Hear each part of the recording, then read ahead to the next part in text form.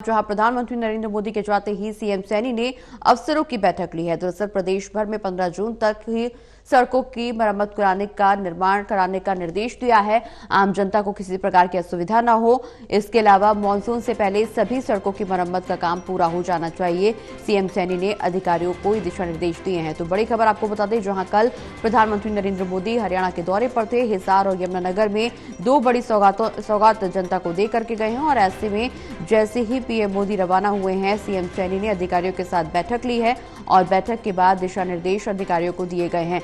सड़कों की मरम्मत के दिशा निर्देश दिए गए। इसके अलावा उन्होंने साफ तौर पर इस बात का जिक्र किया कि मानसून से पहले सभी सड़कों की मरम्मत का काम पूरा हो जाना चाहिए। आम जनता को किसी भी प्रकार की असुविधा नहीं होनी चाहिए।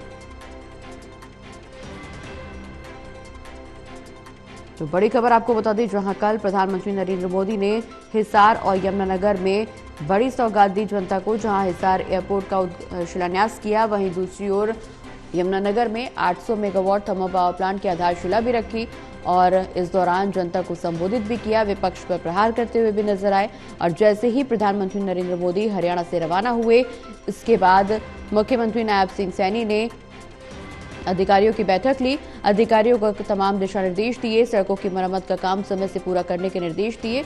उन्होंने साफ तौर पर इस बात का जिक्र भी किया कि मानसून का सीजन नजदीक है और ऐसे में सड़कों की मरम्मत का काम मानसून से पहले पूरा हो जाना चाहिए। ज्यादा जानकारी के लिए हमारे साथ एसोसिएट एडिटर देवेंद्र कथुरे जी फोन लाइन पर जुड़े। देवेंद्र जी, कल प्रधानमंत्री नरेंद्र मोदी हरियाणा पहुंचे थे। दो जगहों पर हरियाणा वासियों को बड़ी सौगात दी, हिसार और यमुनानगर के लोगों को संबोधित भी किया और जैसे ही पीएम मोदी रवाना हुए, अधिकारियों की बैठक लेते हुए नजर आए सीएम सैनी। सड़कों की मरम्मत का काम पूरा करने के दिशा निर्देश भी दिए गए, साथ ही साथ इस बात की सलाह भी दी, चेतावनी भी दी कि आम जनता को कोई भी नुकसान नहीं होना चाहिए, कोई भी असुविधा नहीं होनी चाहिए।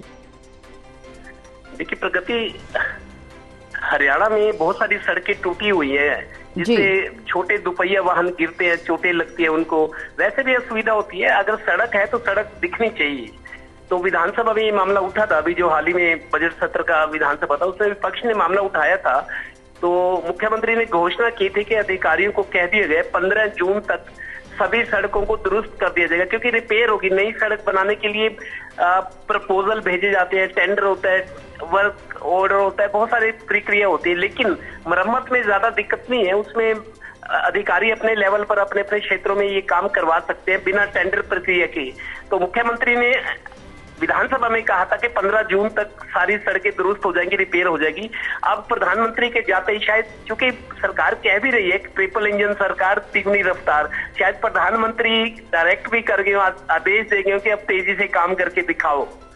तो उसी का असर है कि मुख्यमंत्री ने अधिकारियों की बैठक लेकर उनको एक तरह से ताकीद कर दी है कि 15 जून तक सभी सड़कें, क्योंकि 15 जून के बाद फिर प्री मानसून आनी शुरू हो जाती है।